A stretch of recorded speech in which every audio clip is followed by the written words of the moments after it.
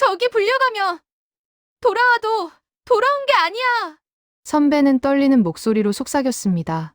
평양 만경대예술학교 복도, 낯선 검은색 정장 차림의 여성 지도원 2명이 교실 문을 열고 들어왔습니다. 중앙당 행사 지원 인력 선발입니다. 다음 학생들은 복도로 나오십시오. 16살 송이를 포함해 총 12명의 이름이 불렸고, 친구들은 대박, 인생 바뀌는 거 아니야? 라며 부러워했습니다. 하지만 복도 끝에서 2년 전 같은 선발에 탈락했던 선배가 고개를 저으며 걱정스러운 표정으로 눈물을 흘립니다. 이제 무슨 일이 일어날까요?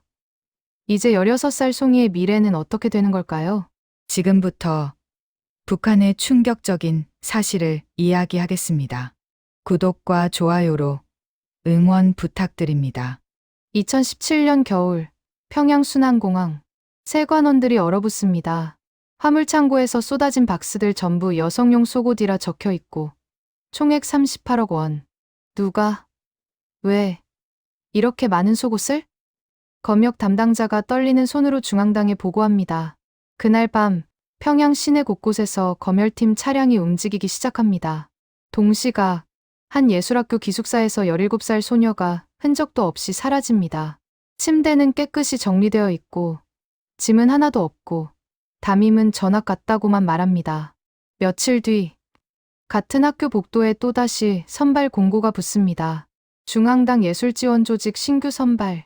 학생들은 수군댑니다. 기쁨조는 폐지됐다며? 그럼 저건 뭐야? 쉬, 그 이름은 입에 담지도 마. 그리고 한 소녀가 떨리는 목소리로 증언합니다. 기쁨조는 없습니다. 하지만 그것은 여전히 존재합니다. 이름만 바뀌었을 뿐이에요. 그리고 제가 그 안에 있었습니다. 북한에서 예쁘게 태어나는 것은 축복이 아닙니다. 저주입니다. 평양 만경대예술학교. 주인공 송이는 성악을 전공하며 평범하게 살고 있었습니다. 키 165cm, 단정한 얼굴, 밝은 목소리. 북한 기준으로는 눈에 띄는 외모였습니다. 어느 날 오전 9시, 수업 도중 교실 문이 열리고 낯선 여성 지도원 2명이 들어옵니다. 교복도 아니고 당 간부복도 아닌 정체를 알 수 없는 깔끔한 검은색 정장. 중앙당 행사 지원 인력 선발입니다. 다음 학생들은 복도로 나오십시오. 이름이 불립니다. 송이를 포함해 총 12명. 전부 키 160cm 이상. 외모 단정. 가족 성분 양호. 친구들은 속삭입니다. 대박, 중앙당이래. 뽑히면 인생 바뀌는 거 아니야? 부모님 출세하시겠다. 하지만 송이는 봅니다. 복도 끝에서 선배 한 명이 고개를 젓는 모습을. 그 선배는 2년 전 똑같은 선발에서 탈락했던 학생입니다. 송이가 지나가자 선배가 작은 목소리로 속삭입니다. 저기 불려가면 돌아와도 돌아온 게 아니야. 아는 언니 하나 있었어. 1년 뒤에 돌아왔는데 눈빛이 죽어있더라. 말도 안 하고. 그리고 6개월 뒤엔 가족이랑 함께 지방으로 이주됐어. 송이의 등골이 서늘해집니다. 하지만 이미 늦었습니다. 이름이 불린 순간 거부할 수 있는 선택지는 사라졌습니다. 선발은 1차, 2차, 3차로 이어집니다. 처음엔 간단한 노래춤 테스트였습니다. 두 번째는 키 체형 피부 체크. 세 번째는 옷을 벗으십시오. 송이는 귀를 의심합니다. 하얀 칸막이 방, 줄지어 선 소녀들, 그리고 시선을 피하지 않는 중년 여성 검사관 3명. 속옷까지 벗고 정면을 보십시오. 팔을 들어보십시오. 돌아서십시오. 송이는 떨리는 몸으로 지시를 따릅니다. 옆 칸막이에서는 누군가 흐느끼는 소리가 들립니다. 하지만 아무도 멈추지 않습니다. 검사는 끝나지 않습니다. 의사 선생님이 들어오십니다. 침대에 누우십시오. 송이는 그 순간 깨닫습니다. 이건 재능 선발이 아니라 평생을 묶어둘 상품을 고르는 절차라는 걸. 3시간 뒤, 송이는 탈의실에서 친구를 만납니다. 친구는 울먹이며 말합니다. 나 떨어졌대. 연락 안 온대. 송이는 위로하려 합니다. 하지만 친구는 고개를 젓습니다. 근데 이상해. 떨어졌는데 왜 안도감이 안 들지? 오히려 무서워. 뭔가 잘못된 것 같아. 그리고 친구는 떨리는 목소리로 덧붙입니다. 언니 붙으면 절대 연락하지 마. 알았지? 그게 날 지키는 길이야. 송이는 그날 밤 잠을 이루지 못합니다. 며칠 뒤 합격 통지가 집으로 날아옵니다. 부모는 울먹입니다. 기쁨의 눈물이 아닙니다. 아버지는 밤새 술을 마시고 어머니는 송이를 끌어안고 말합니다. 미안해 엄마가 너를 지켜주지 못해서. 송이는 묻습니다. 엄마, 기쁨조가 뭐예요? 왜 다들 그 이름만 나오면 입을 다물어요? 어머니는 대답하지 않습니다. 그저 송이의 머리를 쓰다듬으며 흐느낄 뿐입니다. 북한에서 가장 위험한 건 존재하지 않는다고 말해지는 조직에 이름이 올라가는 것입니다. 그리고 송이는 이미 명단에 있었습니다. 2014년 12월 김정일 사망 3주기가 지나갑니다. 평양중앙당 청사에서 급비 지시가 내려옵니다. 선대의 사람은 모두 정리한다. 새 시대는 새 사람으로 시작한다. 특각예술단, 지원조직, 김정일 시대에 선발된 여성들이 하룻밤 사이 사라지기 시작합니다. 공식 발표는 없습니다. 그저 명예제대 혹은 지방 파견이라는 말만 돌 뿐입니다. 하지만 내부에선 다른 소문이 돕니다. 기존 인원 중 입을 열 가능성이 있는 사람은 가족과 함께 재배치된다. 재배치. 북한에서 이 단어는 영구 실종과 같은 의미입니다. 송이는 이 소식을 합격 통지를 받은 직후 듣습니다. 담임 선생이 갑자기 송이 집을 찾아옵니다. 저녁 9시, 불도 다 꺼진 시간에 송이 어머니, 축하합니다. 송이가 이번 신규 선발에 최종 합격했습니다. 아버지가 떨리는 목소리로 묻습니다. 선생님, 이게 정말 좋은 일입니까? 담임은 표정을 굳힙니다. 좋고 나쁨을 따질 일이 아닙니다. 이미 결정된 일입니다. 거부하면 가족 전체가 문제 있는 집안으로 분류됩니다. 송이는 방 안에서 이 대화를 엿듣습니다. 손이 차가워집니다. 선택지는 없었습니다. 애초에 선발이 아니라 징집이었던 겁니다.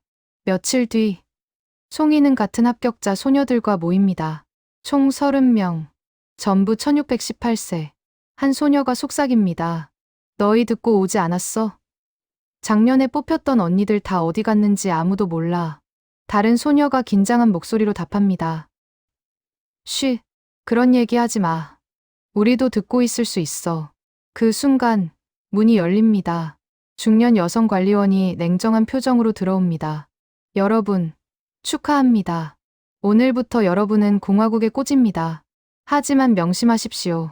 꽃은 아름답지만 쉽게 시듭니다. 송이는 그 눈빛을 봅니다. 경고도 아니고 협박도 아닌 그저 사실을 말하는 눈빛. 가족을 살리려면 딸이 사라져야 했다. 송이가 입단 교육을 받기 시작한 지 2주 뒤 집에 결정타가 떨어집니다. 송이의 삼촌이 중국 밀수 혐의로 체포됩니다. 사실 밀수가 아니라 굶주린 가족을 위해 국경에서 쌀 한 포대를 받아온 것이었습니다. 하지만 북한에서 이유는 중요하지 않습니다. 국경 위반 외화 거래. 이 두 단어만으로도 가족 전체가 표적이 됩니다. 어느 날 밤, 송이의 아버지가 보위부 지도원과 단둘이 만나고 옵니다. 집에 돌아온 아버지는 술도 마시지 않고 멍하니 앉아 있습니다. 어머니가 떨리는 목소리로 묻습니다. 무슨 일이에요? 아버지는 한참을 침묵하다가 말합니다. 송이를 보내야 한대. 뭐라고요? 송이가 그쪽에 순순히 협조하면 삼촌 문제를 덮어준다고 했어. 그리고 우리 가족도 안전하다고. 어머니가 비명처럼 외칩니다. 그게 무슨 소리예요? 딸을 인질로 주라고요? 아버지는 고개를 떨어뜨립니다. 선택지가 없어. 안 보내면 우리 가족 전부 끝이야. 송이도, 우리도, 삼촌네 가족도 전부. 송이는 방 안에서 이 대화를 듣고 있습니다. 눈물이 흐릅니다. 하지만 소리는 내지 않습니다. 다음 날 아침, 송이는 부모님께 말합니다. 저 갈게요. 어머니가 울먹이며 매달립니다. 안 돼, 송이야. 엄마가 다른 방법을 찾을게. 송이는 고개를 젓습니다. 엄마, 방법 없어요. 이미 결정됐어요. 제가 안 가면 우리 가족 전부 죽어요. 제가 가면 적어도 엄마 아빠는 살 수 있잖아요. 아버지가 떨리는 목소리로 묻습니다. 송이야, 아빠를 용서해 줄 수 있겠니? 송이는 아버지를 안아줍니다. 아빠 잘못 아니에요. 이 나라가 잘못된 거예요. 그리고 송이는 마음속으로 다짐합니다. 나는 살아남을 거야. 그리고 언젠가 이곳을 빠져나갈 거야. 그때까지 절대 무너지지 않을 거야. 2015년 3월, 송이는 만수대 지원 조직에 정식 배치됩니다. 공식 명칭은 중앙당 행사 지원 인력. 하지만 내부에선 그냥 조직이라고 부릅니다. 송이가 처음 도착한 곳은 평양 시내 고급 숙소. 3층짜리 건물, 깔끔한 침대, 따뜻한 난방. 북한 기준으로는 천국처럼 보입니다. 하지만 송이는 곧 감옥도 깔끔하면 감옥인 줄 모른다는 걸. 첫날 밤, 보안 교육이 시작됩니다. 관리원이 30명의 소녀들 앞에서 말합니다. 여러분은 오늘부터 특별한 존재입니다. 공화국 최고 지도자님을 가까이에서 모시는 영광을 얻었습니다. 하지만 영광에는 책임이 따릅니다. 관리원은 천천히 방을 걸으며 한 명 한 명 눈을 맞춥니다. 첫째, 여러분이 여기서 보고 듣는 모든 것은 국가기밀입니다. 둘째, 가족에게도, 친구에게도, 누구에게도 말할 수 없습니다. 셋째, 만약 비밀이 새어나가면 관리원은 말을 멈춥니다. 그리고 차갑게 웃습니다.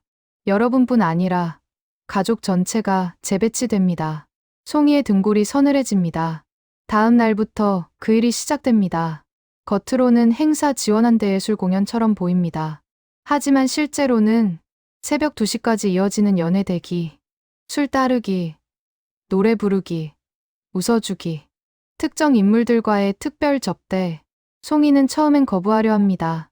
하지만 선배가 속삭입니다. 거부하면 너뿐 아니라 내 가족도 끝이야. 여기선 순응하는 게 살아남는 길이야. 송이는 이를 악물고 버팁니다. 아직 때가 아니야. 견뎌야 해. 몇 달 뒤, 송이는 제대 과정을 목격합니다. 나이가 차거나 문제가 생긴 선배들이 호텔에 며칠씩 모입니다. 공식적으로는 명예 제대 교육. 하지만 실제로는 봤어도 못 봤다. 들었어도 못 들었다. 말하면 너와 내 가족이 사라진다. 이 한 문장을 수백 번 반복해서 외우게 만듭니다. 그리고 마지막 날, 현금 다발과 선물을 줍니다. 선배 하나가 송이에게 속삭입니다. 저 돈이 입막음 돈이야. 받으면 끝이야. 평생 입 다물고 살아야 해. 송이는 그날 밤 결심합니다. 나는 저렇게 끝나지 않을 거야. 38억 속옷 상자와 갑작스런 사고. 송이가 조직에 들어온 지 2년 반이 지났습니다. 어느 날 대량의 화물이 순환공항을 통해 들어옵니다. 세관원들이 박스를 엽니다. 안에는 고급 여성 속옷이 가득합니다. 브랜드명 빅토리아 시크릿, 에이전트 프로보카테르, 전부 수입품. 세관원이 서류를 확인하고 얼어붙습니다. 총액 38억 원? 누가? 왜? 이렇게 많은 속옷을? 보고가 중앙당으로 올라가고 그날 밤 검열팀이 움직입니다. 송이가 있는 숙소에도 긴장감이 돕니다. 관리원이 갑자기 전원을 모읍니다. 내일부터 일주일간 외출 금지, 면회 금지, 휴대전화 전부 회수. 소녀들이 수군댑니다. 무슨 일이야? 왜 갑자기? 관리원은 대답하지 않고 나갑니다. 3일 뒤, 송이의 룸메이트 민지가 사라집니다. 아침에 일어났을 때 민지의 침대는 완벽하게 정리되어 있습니다. 짐도, 옷도, 사진도 하나 남아있지 않습니다. 송이가 관리원에게 묻습니다. 민지는 어디 갔어요? 관리원은 냉정하게 답합니다. 그 이름은 오늘부터 없습니다. 무슨 소리예요? 어제까지 같이 있었는데.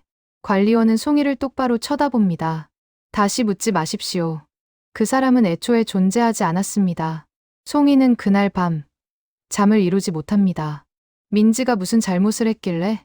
아니면 잘못을 하지 않아도 사라질 수 있다는 걸까? 며칠 뒤, 송이는 우연히 선배와의 대화를 엿듣습니다. 38억짜리 속옷 사건 알아? 감사국에서 난리 났대. 왜? 돈이 문제야? 아니, 돈은 상관없어. 문제는 흔적이야. 외부에 기록이 남았잖아. 세관 서류, 수입 명단. 그래서 관련자들 전부 정리하는 중이래. 송이는 소름이 돋습니다.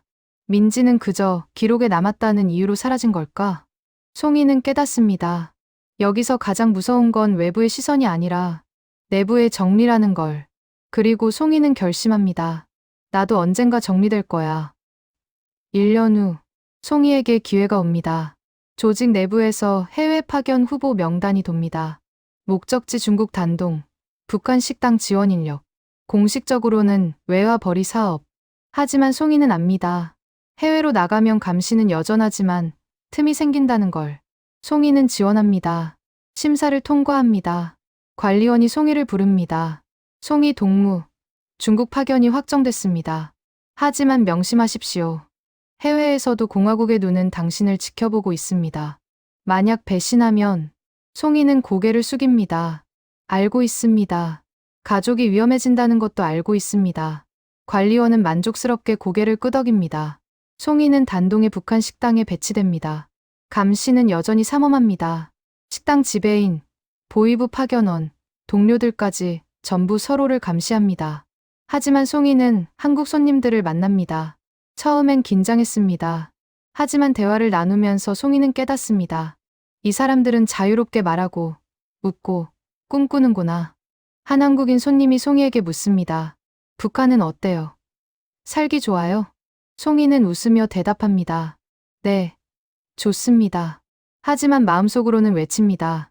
아니요, 지옥이에요. 저 좀 구해주세요. 몇 달 뒤, 송이는 협력자를 만납니다. 한국인 NGO 활동가가 식당에 자주 옵니다. 그는 송이의 눈빛을 읽습니다. 어느 날 화장실에서 마주쳤을 때 그가 작은 쪽지를 건넵니다. 도움이 필요하면 연락하세요. 이 번호로. 송이는 떨리는 손으로 쪽지를 받습니다. 하지만 동시에 두려움이 밀려옵니다. 만약 들키면? 가족은? 부모님은? 송이는 한 달 동안 고민합니다. 그리고 마침내 결심합니다. 계속 이렇게 살면 나도 민지처럼 사라질 거야. 차라리 도망치다 죽는 게 낫지 않을까? 송이는 탈출 계획을 실행합니다. 새벽 4시, 식당 뒷문. 송이는 가방 하나만 들고 나섭니다. 협력자가 차를 대기시켜 놓았습니다. 송이는 차에 타고 숨을 죽입니다. 가족은요? 협력자가 조용히 답합니다. 미안합니다. 가족까지는 힘듭니다. 송이는 눈물을 흘립니다. 알아요. 알고 왔어요. 차는 출발합니다. 송이는 뒤를 돌아봅니다. 엄마, 아빠 미안해요. 하지만 저는 살고 싶어요. 2020년 1월, 송이는 서울에 도착합니다. 하나원에서 적응 교육을 받고 새로운 이름, 새로운 삶을 시작합니다. 하지만 악몽은 계속됩니다. 밤마다 꿈에서 민지가 나타납니다. 송이야, 넌 왜 살아있어? 송이는 죄책감에 시달립니다. 1년 뒤, 송이는 처음으로 인터뷰 제안을 받습니다. 탈북자 인권단체에서 연락이 옵니다. 북한 기쁨조에 대해 증언해 줄 수 있습니까? 송이는 떨립니다. 기쁨조요? 그런 건 없어요. 그럼 송이 씨가 있었던 조직은 뭡니까? 송이는 한참을 침묵하다가 답합니다. 이름은 계속 바뀌어요. 오가, 만수대 지원 조직, 특별과급. 하지만 구조는 같아요. 소녀들을 뽑아서 묶어두고 비밀을 지키게 만들고 나이가 차면 내보내되 평생 입을 다물게 만들죠. 그럼 왜 외부에선 기쁨조는 없다고 하나요? 송이는 쓰게 웃습니다. 그게 북한의 방식이에요. 존재하지 않는다고 하면 증언도 없던 일이 되니까요. 송이는 마지막으로 하나를 꺼냅니다. 작은 공책. 이게 뭔가요? 송이는 공책을 펼칩니다. 거기엔 한 문장이 수백 번 반복되어 적혀 있습니다. 봤어도 못 봤다. 송이는 말합니다. 이게 우리가 제대할 때 외워야 했던 문장이에요. 수백 번, 수천 번 반복해서 외웠어요. 이 한 줄 때문에 북한은 3대 동안 비밀을 지켰어요. 그럼 송이 씨는 왜 말하기로 했나요? 송이는 눈물을 흘립니다. 민지 때문이에요. 그리고 아직 그 안에 남아있을 수많은 소녀들 때문이에요. 저는 살아남았어요. 그럼 제 역할은 증언하는 거라고 생각해요. 2025년 현재, 북한은 여전히 기쁨조는 존재하지 않는다고 주장합니다. 하지만 송이는 말합니다. 없다는 말이 가장 위험한 거짓말이라고.